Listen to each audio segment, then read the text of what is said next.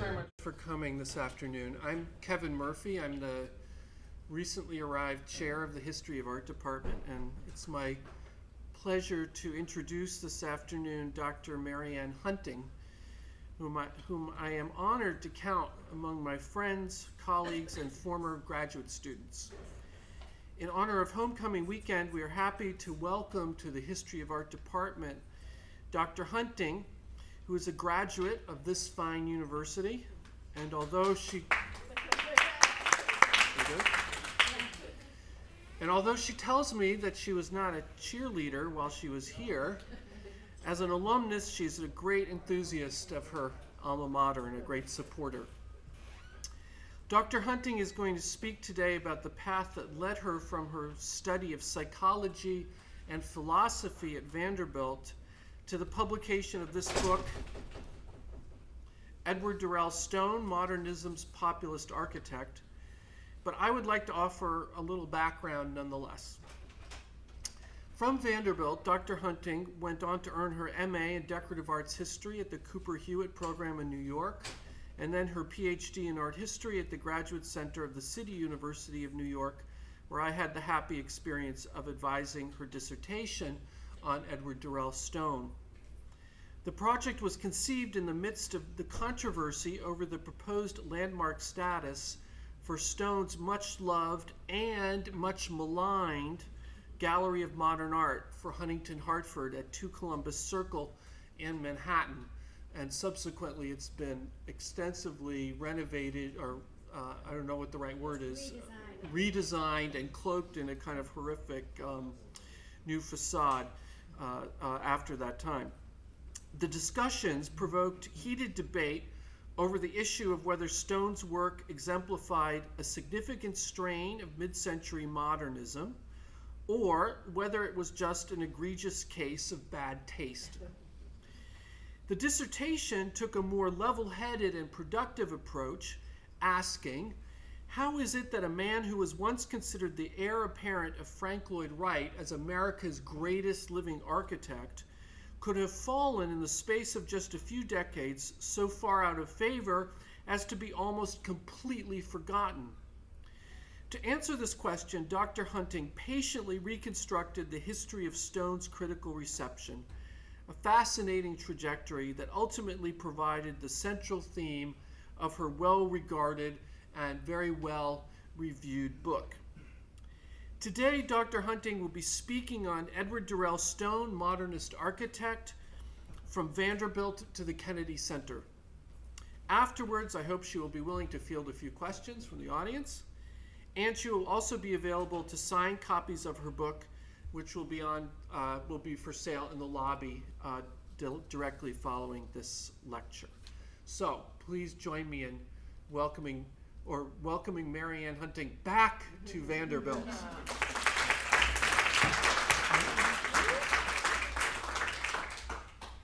Thank you for your kind introduction. Never in my wildest dreams as a freshman, or perhaps even sophomore, junior, or senior, could I have imagined standing here today to give a lecture, and I'm indeed honored to be invited to do so. My goal today is twofold: to speak about the trajectory that led to my PhD dissertation and subsequent book, Edward Durell Stone, Modernism's Populist Architect, and to briefly describe why I believe the work of this mid-20th century American architect was such a fitting and topical subject for research. Now, I'm sure for those of you that are students here, my path was quite different from yours in that I never completed any art history classes here. Even though I lived with a lot of friends at Vanderbilt who studied art history, I had to discover my interest in the arts on my own after college by trial and error, through a variety of jobs, and equally important, by attending symposiums, lectures, and study tours, the latter being very critical to my career development and network. After obtaining my master's degree and working for 4 years at the magazine Antiques and then as a freelance writer, my focus became more specific. I developed a passion for architecture and decided to enter the PhD program at the City University with the goal of continuing to research and write about architecture. Now, though I had some ideas for a dissertation topic, primarily focusing on the 19th century, I did, I'm going to turn this, let me just, a complete about face when I wrote an article on the Richard H. Mandel House in Bedford Hills, New York.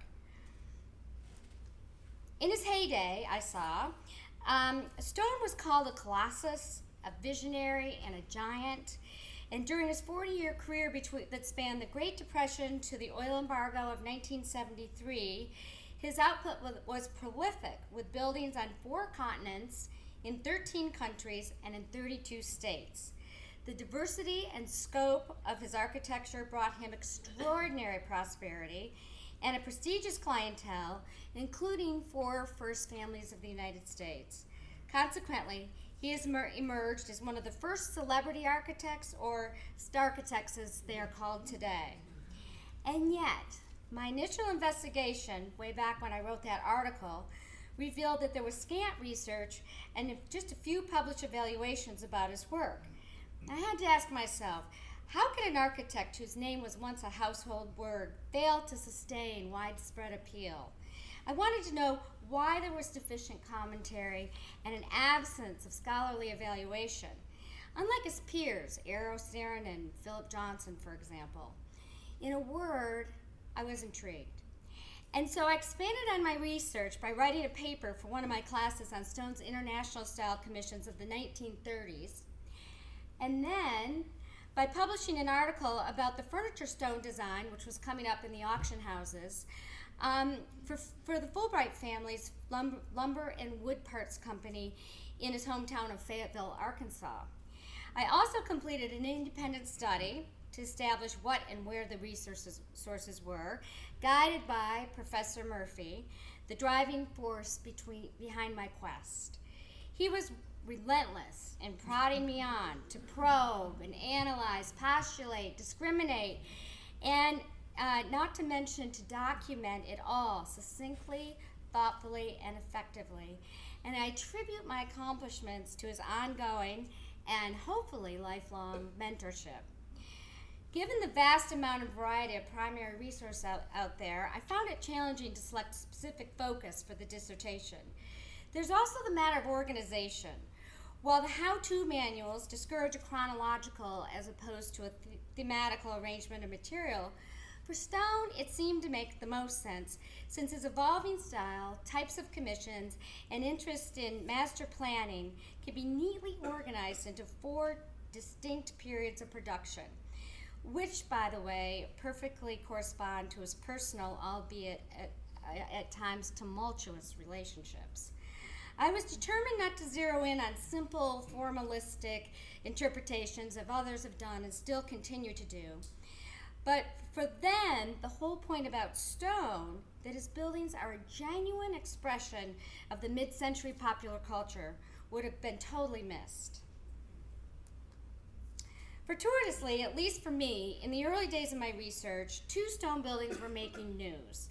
The first was the A. Conger Goodyear House of 1938 in Old Westbury, New York, an icon of Stone's international style work that also expressed his enthusiasm for luxury and even more the glamour that would characterize his mature style. After a developer bought and slated this house for demolition, the World Monuments Fund and a regional preservation group stepped in and with the financial support of the Newman Foundation, purchased, protected, and maintained the house until a buyer could be found. More controversial was the proposed redevelopment of Stone's former Gallery of Modern Art of 1964, a very idiosyncratic building, idiosyncratic building centrally located in New York on Columbus Circle, which was commissioned by Huntington Hartford, the eccentric heir of the A&P chain. Though the building was ultimately lost to a thorough redesign by and for the Museum of Arts and Design, its worthiness of preservation spurred a passionate conversation among commentators ranging from Vincent Scully to Tom Wolfe. The polemic especially influenced my decision to write about the schism between the popular perception, which saw Stone as a sensation, and the critical dismissal of his architecture. Now, what I did not anticipate as a student is that the dialogue about his architecture would continue on to ever greater degrees with his buildings, now roughly between 50 and 80 years old, and necessarily coming up for reconsideration. Earlier this year, for example, his Public School 199, completed in 1963 as part of the Lincoln Square Urban Renewal Program in New York, it was fortunately diverted from demolition by an active neighborhood constituency. This building is especially significant because it perfectly illustrates Stone's interest in transitioning his modern aesthetic from high-end to utilitarian purposes. Another building that has come to light is the Walter J. Johnson House of 1953 in Darien, Connecticut, which was put on the market this summer. Reminiscent of some of his other works of the period, its bold geometric patterning shows the marked signature of Stone and his enthusiasm for naturalism, inspired by, among others, Frank Lloyd Wright. The conversation about Stone is being continued at the John F. Kennedy Center for the Performing Arts in Washington, D.C., where a multi-million-dollar addition to Stone's original building is proposed, consisting of 3 separate but connected buildings by Stephen Hull. Oh, yes, and lest we forget, we were all invited to watch Kassam come tumbling down on the Vanderbilt website in June of 2012. Stone was never too pleased with the outcome of these 6 dormitories, the only structures his office designed for the campus, due to the university board's interference with the plan and the design. Now, not everyone loves my subject. I'm often asked, but do you really like Stone's buildings? And my answer is always emphatically yes, but not perhaps for the reasons you might think, but rather because of his contribution to the transformation and widespread acceptance of modernism in the United States. Accordingly, I'd like to illustrate the progressive development of the Stone aesthetic and its ability to reconcile modernism with popular taste. The Mandel House of 1935 represents Stone's first foray into modernism when Stone was an independent architect. Even though he'd observed the works of the very first modern masters during his travels in Europe as a Roch traveling scholar between 1927 and 1929, Stone's design was really inspired by the International Exhibition of 1932 at the Museum of Modern Art in New York. For Stone, this exhibition was the single event to profoundly influence 20th century architecture. It was not the ideological or the political or even the sociological implications of the original European models that the museum, and thus Stone too, was enamored, but rather the design principles of volume, regularity, and especially the exclusion of ornament. Presented by the museum almost as a pre-packaged formula, Stone was able to abstract, modify, and disperse details using his Beaux-Arts approach he'd learned as a student at Harvard and MIT, and he never graduated from either one of those institutions. His Mandel House is up on the left, the plan for it, and you can see that it demonstrates the influence of Walter Gropius's pinwheel configured plan for his Bauhaus building of 1926 in Dessau, Germany. Another big influence was Stone was Le Corbusier, and the thin lally columns and long horizontal strip windows inserted into the non-supporting walls of the Villa Savoye in France were also influential. Another telltale sign of the early modernists, especially Eric Mendelsohn, whose familiar curvaceous drawings are shown at the right, is the curved volume of the Mandel House, here abruptly interrupting the horizontal facade. Inside, one can see that the curved wall of the dining room is covered with glass block, an early application of this material in this country. But because such modern examples were still so few and far between, the Mandel House attracted extensive publicity. The reviews, however, were divergent, ranging from intrigue and optimism to apprehension and misunderstanding, and they expressed concern that there was little American inspiration. Thus, it's somewhat surprising that the Federal Housing Administration, a conservative government agency that promoted traditional design, sanctioned Stone's plan for a modern house that was to be published in 1936 in Collier's magazine.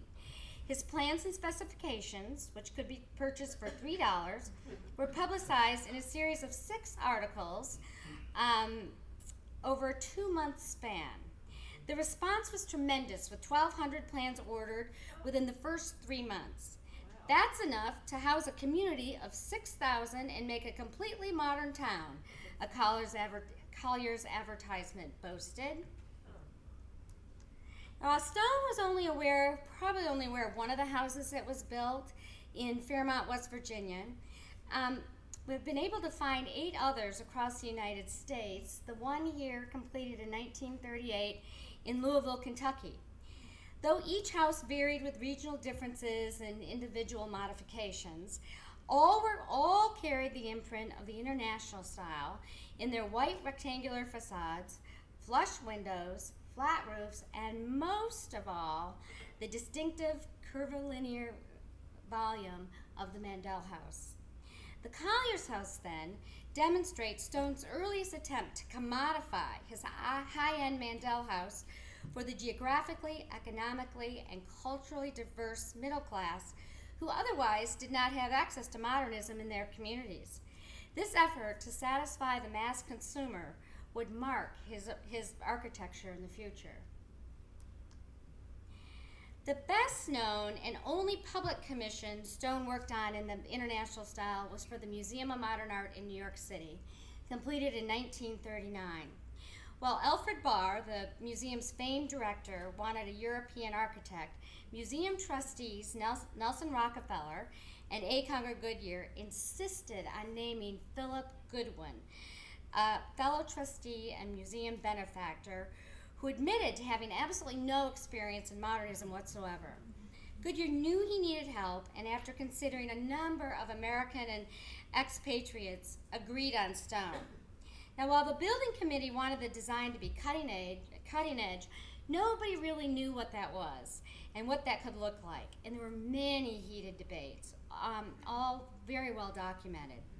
Stone's gracious, accommodating, and diplomatic manner, characteristics that served him well throughout his career, along with his good ideas and talent, easily earned the trust of others, so much so that he was able to circumvent the principal architect and report directly to the decision makers.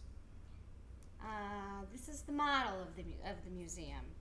Consequently, Stone produced the scheme for the front facade, which, although somewhat altered, has been restored and exists today as part of a larger, cohesive group of volumes. As this model shows, for the lower exhibition floor, Stone utilized panels made of a new milky white glass material called Thermolex.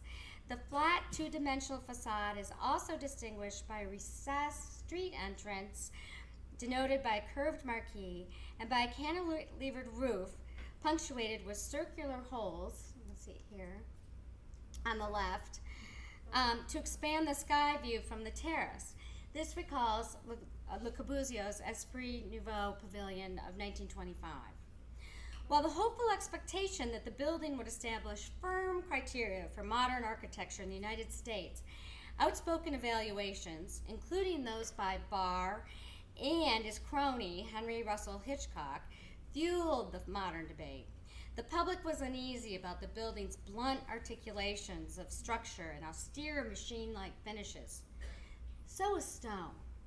Thus, his 1940s residential designs begin to show an emerging interest in vernacular architecture, using indigenous materials and traditions.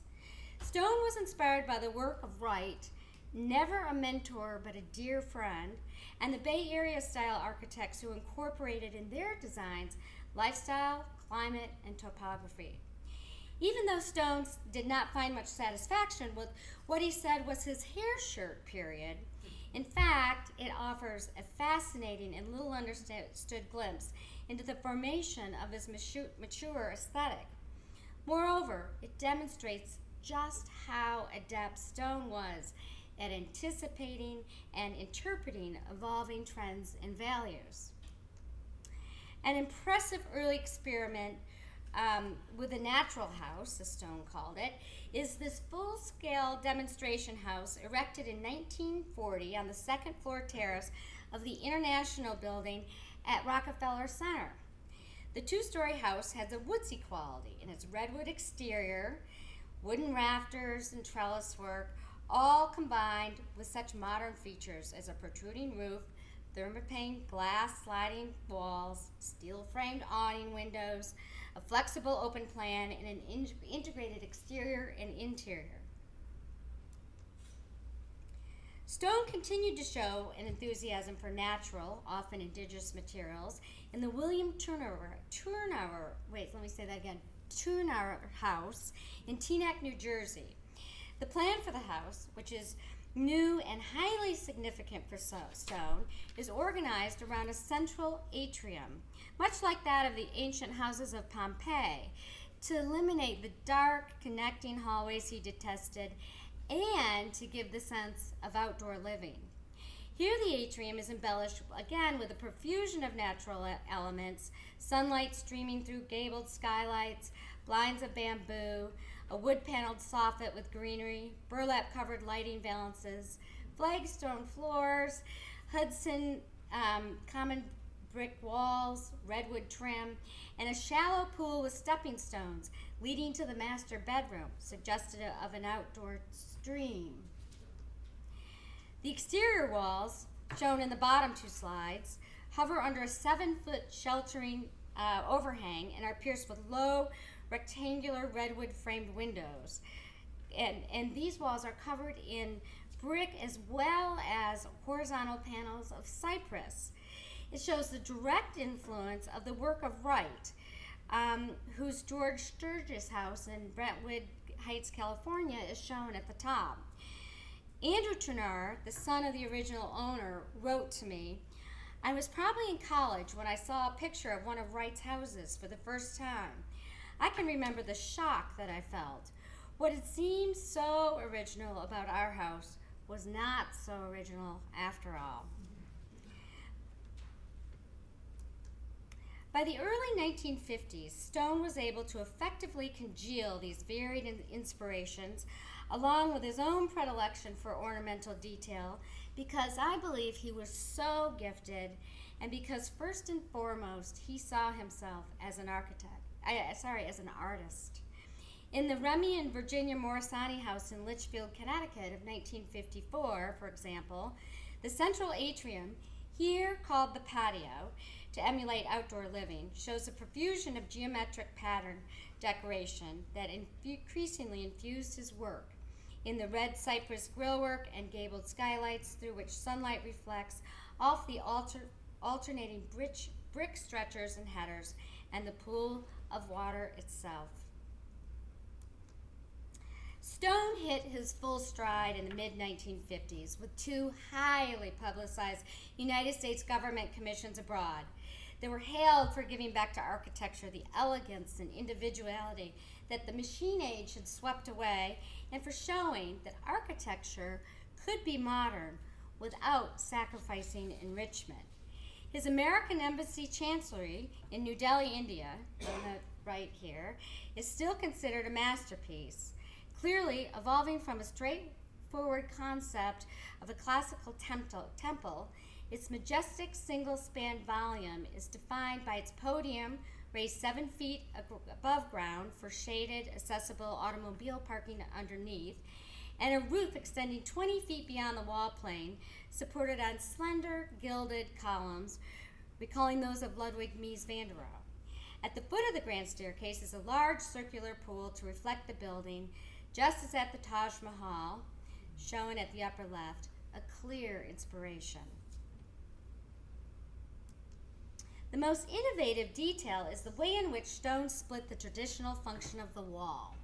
The building's modern curtain wall frame, filled with transparent glass for light and insulation, is surrounded by concrete and marble aggregate grille consisting of flat, two-dimensional patterned perforated tiles, and these were placed there to reduce the heat and glare, as well as to offer visual privacy and spectacle. The two-story interior, again arranged around a central atrium, is strikingly denoted by a large water garden exhibiting a fantastic display of fountain jets, stepping stones, and lushly planted islands. The opening above the atrium is topped with a suspended mesh sunshade of anodized aluminum stampings strung on cables for shade, heat dispersal, and ventilation. As both the exterior walls and the ceiling conception suggest, stone was ingenious at turning mundane function into decoration. This is Jackie Kennedy and Ambassador Galbraith on one of her quite well-documented visit to India, and I just couldn't resist putting it in. The building, the critics explain, provided a new prototype for government architecture by showing that monumentality did not have to be articulated with a specific classical format. Even so, the classicism Stone inserted into his design was not so much the popular skin and bones of Mies, but rather it recalled such Beaux-Arts traditions as grand scale, strict symmetry, axial definition, centralized space, and hierarchy. Another aspect of the building, considered antithetical to modernism, is the feminine quality, I can go back, of the grille work that critics deemed as delicate, lacy, saccharine, dainty, and prissy. It confronted the emphatically masculine bias of modernism. In 1918, Le Corbusier had written, "There's a hierarchy in the arts, decorative art at the bottom and the human form at the top, because we are men."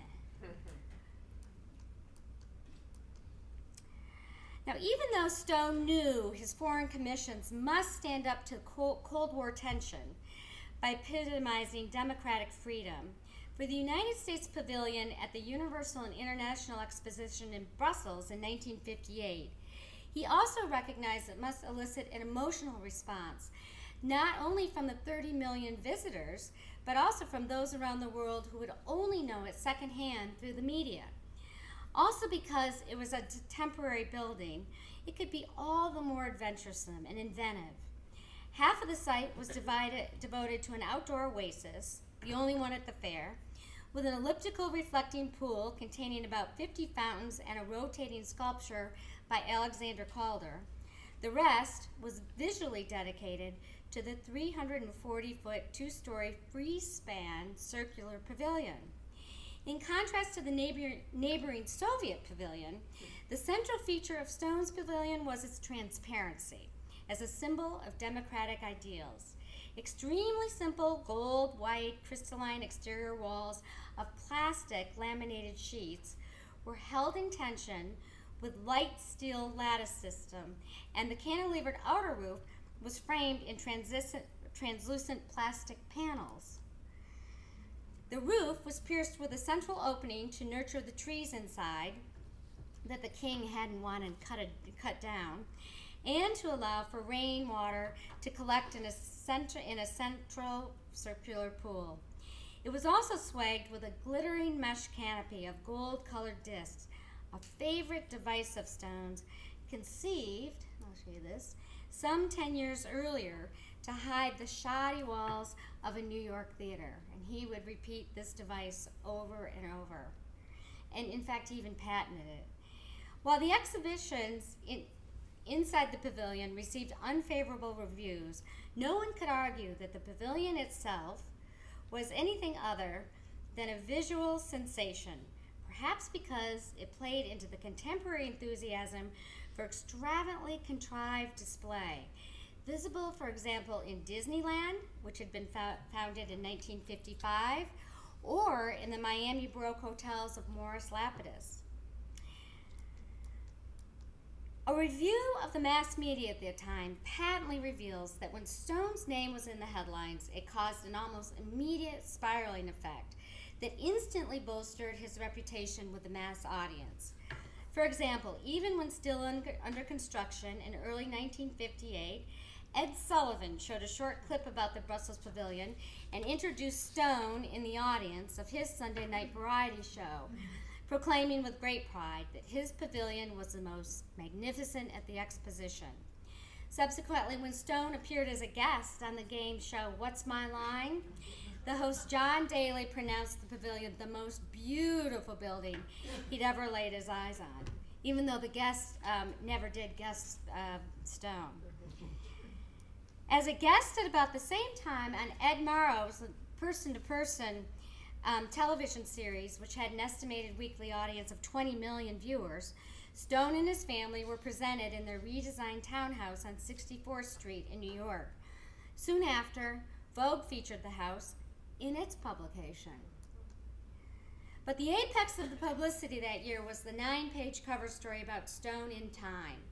Beginning with a review of the Brussels Pavilion, the thoroughly researched article featured 6 other buildings, along with an appraisal of his work and life.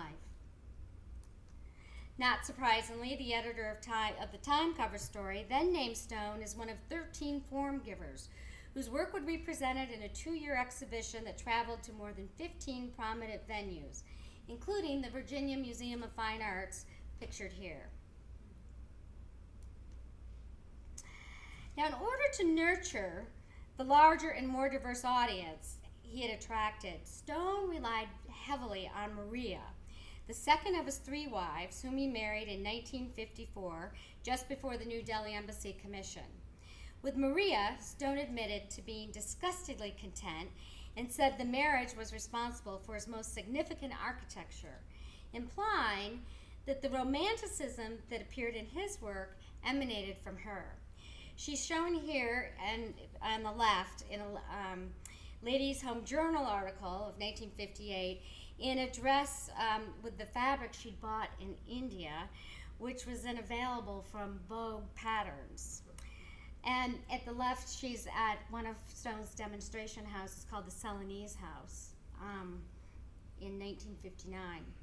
Not only did she inspire that was on the right, not only did she inspire his aesthetic of what was now called New Romanticism, but also as his publicist between 1957 and 1964, she transferred his image, popularized his name, and navigated the emerging mass media attuned to current culture.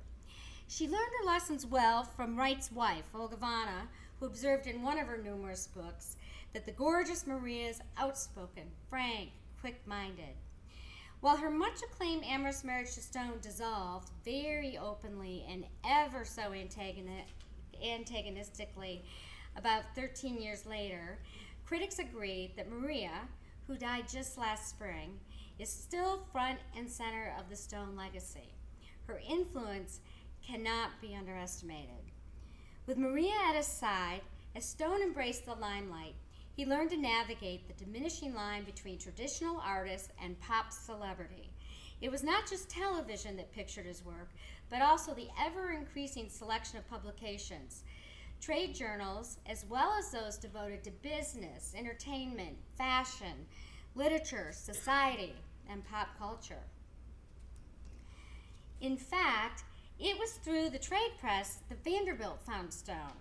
Soon after being named chancellor in 1946, Harvey Branscombe asked several editors for names of architects who could make plans for the anticipated development and expansion of the university's campus.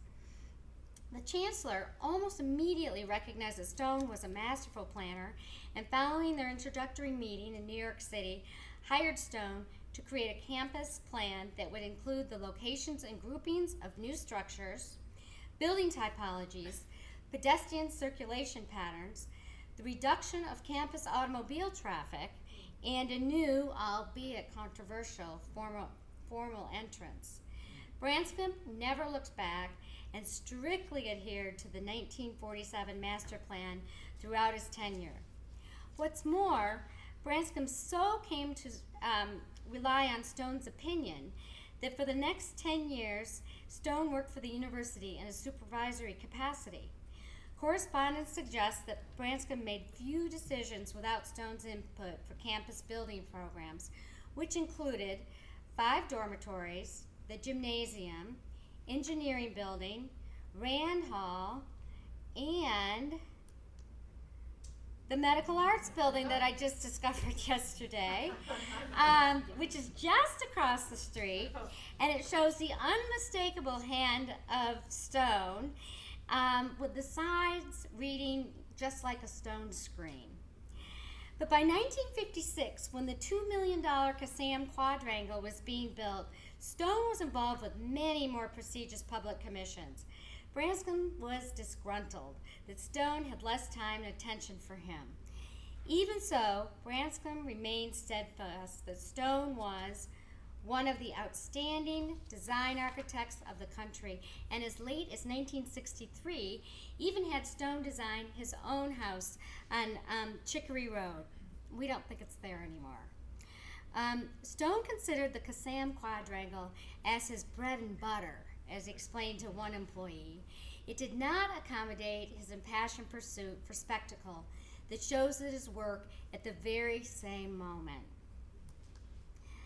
The out-of-the-world house, as Stone called it, for Josephine and Bruno Graff in Dallas, for example, is defined by a series of open grilles that offered partial views of progressively dramatic spaces beyond, including the illuminated pool with a dining room table and chairs on its round marble island. Upstairs, the master bedroom looks out onto 2 covered outdoor terraces, the larger one conceived as an eye-catching peristyle with golden columns and an overhead aluminum trellis, which complemented the New Delhi pattern grille work on the exterior.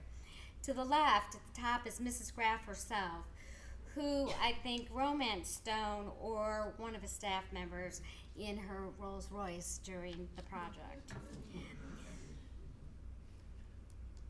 While Stone relied on many past successes, the central feature of his architecture in the late 1950s was the perforated grille, although its original function eventually gave way to high architectural fashion with mass appeal.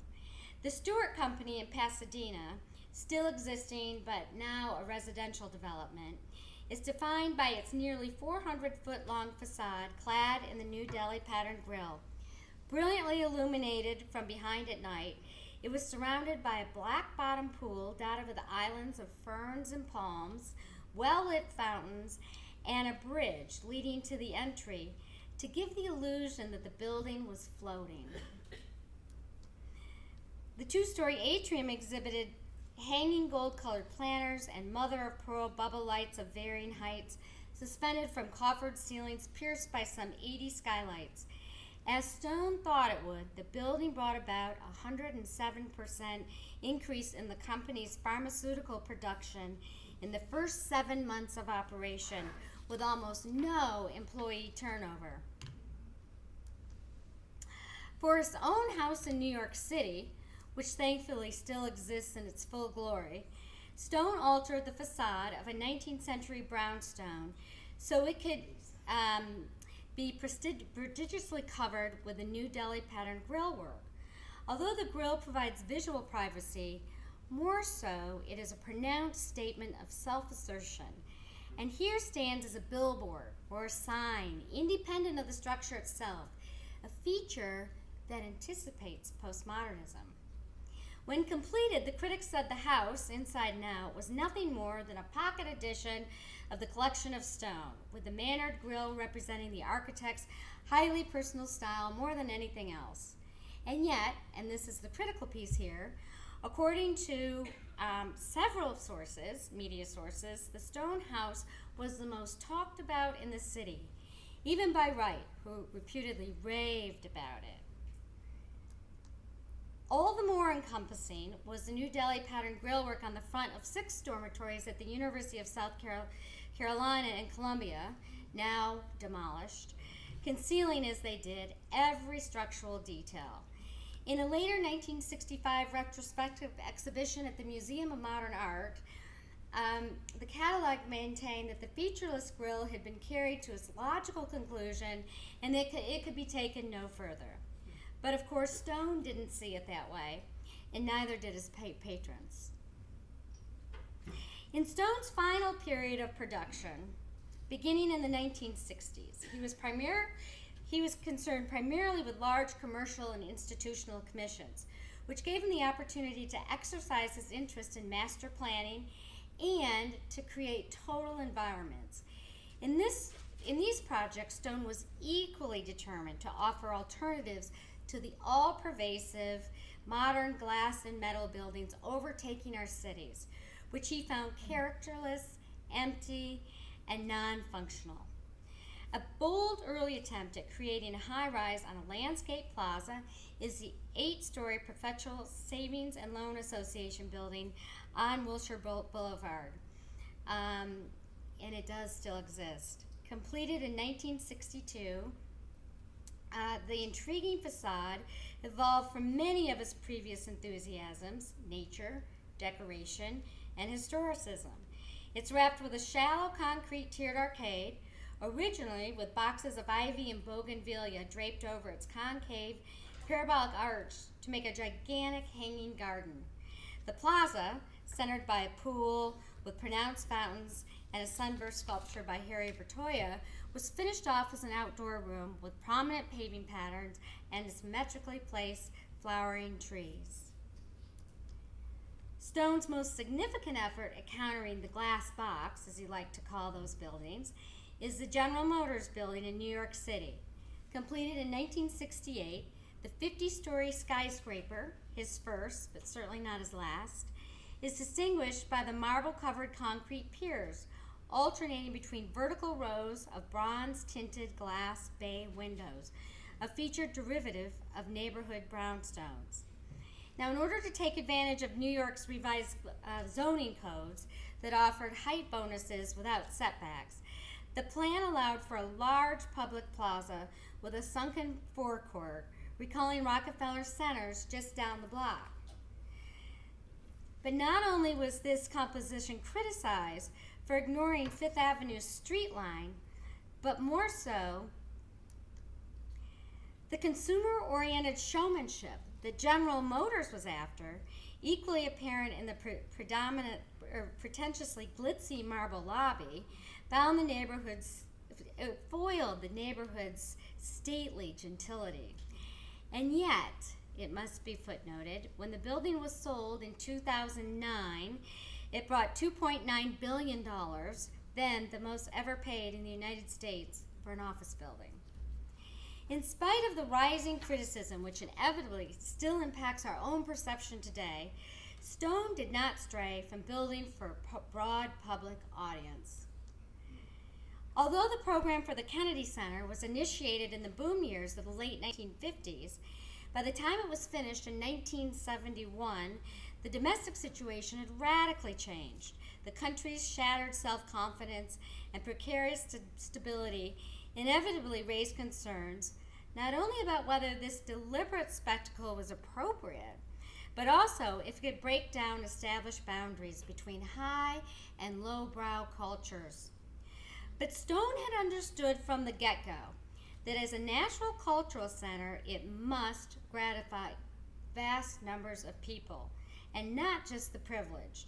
He responded to popular tastes, generally founded on forms of entertainment, by blending familiarity and comfort, fantasy and desire, and giving the whole work his own reassuring, unmistakable imprint. The interiors took the Stone aesthetic to an extreme.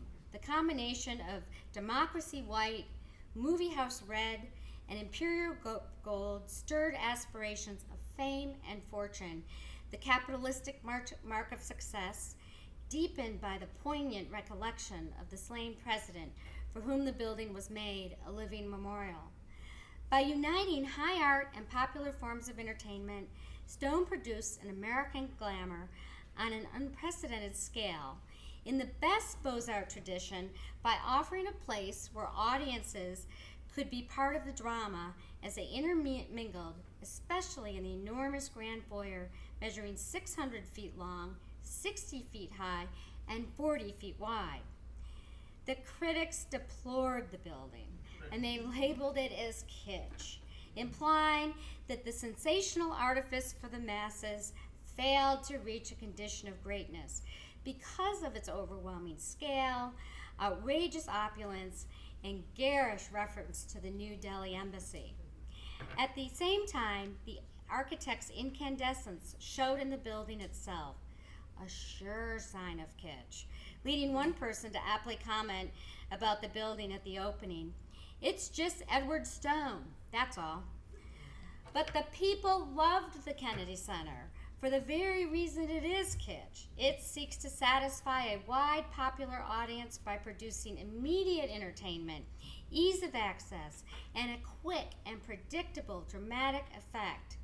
In its first 10 years, the center was visited by more than 40 million people, making it the second most popular tourist attraction in the city after the Washington Monument. It had become, and still is, a showcase for, and now a monument to, the popular culture of which Stone was a key player. Let's see, there. Now, I'm not an apologist for Stone, especially at the end of his career when his buildings became repetitive, banal, and uninspired. In the process of taking on so much work, he lost control of his managers and production, all further complicated by financial troubles. But his story is compellingly sustaining. In spite of both personal and professional misfortunes along the way, through his artistry and congenial Southern disposition, Stone was able to catapult himself to success by intuiting unprecedented opportunities in order to create a wholly unique aesthetic, specifically American in spirit. He effectively reified dogmas about modernism by synthesizing it with seemingly oppositional forces, such as decoration, fantasy, traditional classicism, femininity, regionalism, and historicism. At the same time, he attempted to bridge the gap between the avant-garde, who'd always considered the art world its domain, and a new mass culture, who now had a powerful voice. This tension fueled the deep-seated disconnect between Stone's popular appeal and his dismissal by the critics. The iconic example of this conflict is the former Gallery of Modern Art, a building that not only commendedly supported the museum's function, but also succeeded in engaging passersby, just as Stone had hoped, from, and this is his quote, everyone: the man in the street, the uneducated man, the uninformed man. The museum's opening in March 1964 allegedly eclipsed all other social events that season, and some 300,000 people did visit the museum in the first year. It was said to be a tourist must, with ecstatic mobs packing the place like Macy's at Christmas. Since both Hartford and Stone agreed the building should imbue visitors with a desire to own their own artworks, the interiors were presented more as an elegant, spacious home or private club than a modern public space, with the furnishings playing to contemporary narrative of American glamour that was now permeating Stone's work.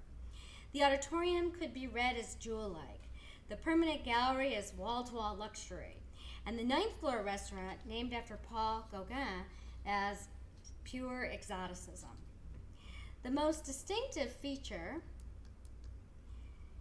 of all was the ground floor arcade extending around the building to give a unifying quality to the building's unusually inconsistent dimensions resulting from its small, awkward site. After experimenting with various shapes for the supporting elements, from forked to round-headed forms, Stone settled on pronounced Venetian Gothic columns, a very specific historical reference that presaged postmodernism. Though the late pioneering architecture critic Ada Louise Huxtable admitted to the expert manipulation of the tightly organized space, her comment that the building looked like a die-cut Venetian palazzo on lollipops will forever be on people's lips when the building comes to mind. In fact, it arguably incited the architect who redesigned the building early in this century to enshrine the lollipop columns within the building, perhaps with a bit of tongue-in-cheek as a pop culture relic. And yet, I believe, this very act pays tribute to Stone for creating an architecture that manifests mid-century popular culture, its motivations, mores, innovations, and even backlash to the unprecedented challenges and opportunities of the Cold War era. For this reason, I have to concur with Senator Fulbright's proclamation that at the completion of the Kennedy Center, that Stone is a populist architect. Thank you.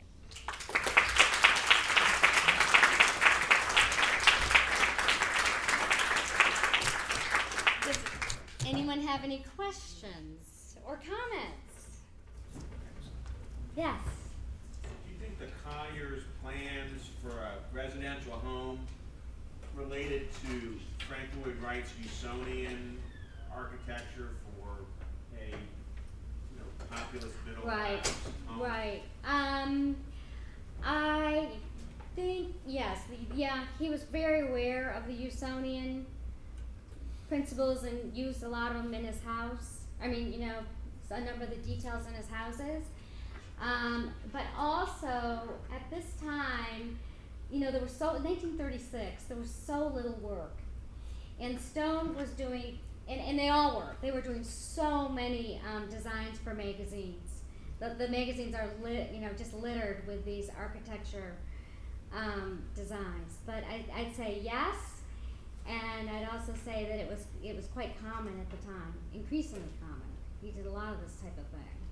I thought it was really surprising that even Collier's, which is a literary magazine, was devoting so much to this Stone design.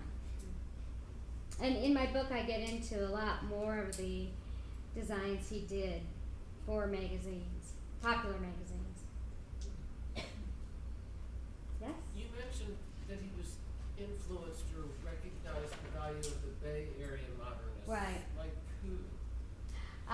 William Worcester, and also Gardner Daly, who really was a better friend of Stone's, and who was a little bit more extravagant than Worcester. So I think that would appeal to Stone a little bit more.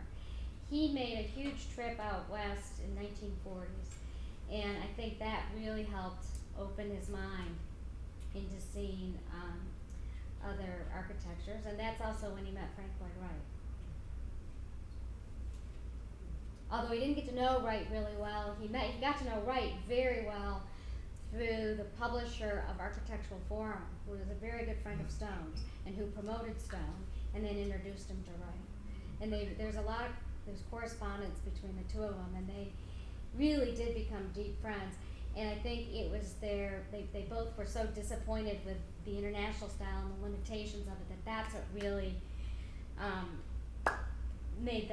put them together as very close friends, and their interests. And their wives became good friends too, obviously, about that.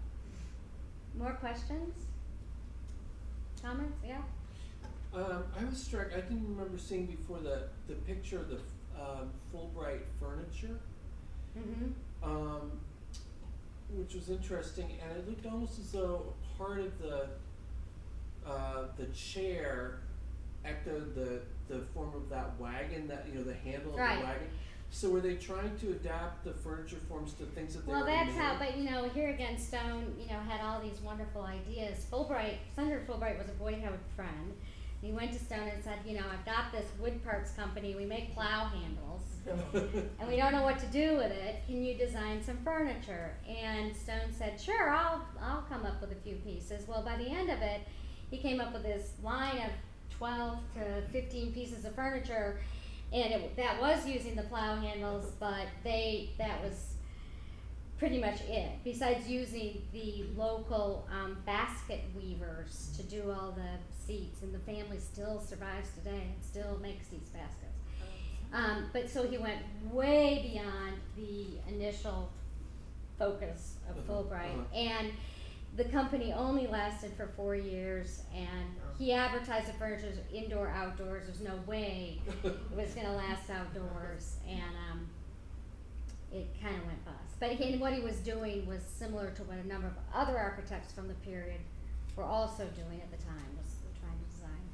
And it shows his interest in the naturalism, and then he looked directly, he was looking to Jens Riesum, he was looking to a lot of local, he was looking to Knoll, he was looking to a lot of accent furniture companies for ideas and forms. It was a fun article to write. We've written about that. So this building that has the Venetian arches? Yeah, so this is the Museum of Arts and Design. When was that first completed, and when was it covered over? The Gallery of Modern Art was started in 1958, and it was finished in 1964. It only lasted for about 5 years as a museum, and then it went through various owners until finally the city bought it, and then the city sold it, wanted to sell it badly, and it went on the market, and finally the Museum of Arts and Design bought it for an undisclosed amount. There was a huge battle to try to get Landmarks to hold a hearing for it, and the city would hear none of it. They wanted to get rid of the building off of their, from being under their jurisdiction. And so then they hired a very, very good architect, Brad Cloakville, to redesign the building, and it's on such a little island, and strangely shaped island. You know, now it looks like a redone Edward Durell Stone building, I mean, in my opinion. And so this was completed, when did the museum open? 2006, maybe, or pretty recently. Yeah. So, anyway, I was amused when I finally saw that when it was redone and if they settled on the final design, that they were going to keep the lollipop columns inside the building. It's really interesting because Stone is not an architect that's well known, as you suggested, and in showing so many buildings, they're so familiar to many of us, especially at Vanderbilt, but also in New York, that building I remember as a kid. So it's just interesting for you to be talking about him as an architect. I had no idea. Thank you. Well, it's great. I mean, that's exactly what I saw. So, it's been a fun project. Anything else? Any other questions from students that have to pick topics? Okay. Cool. Thank you very much.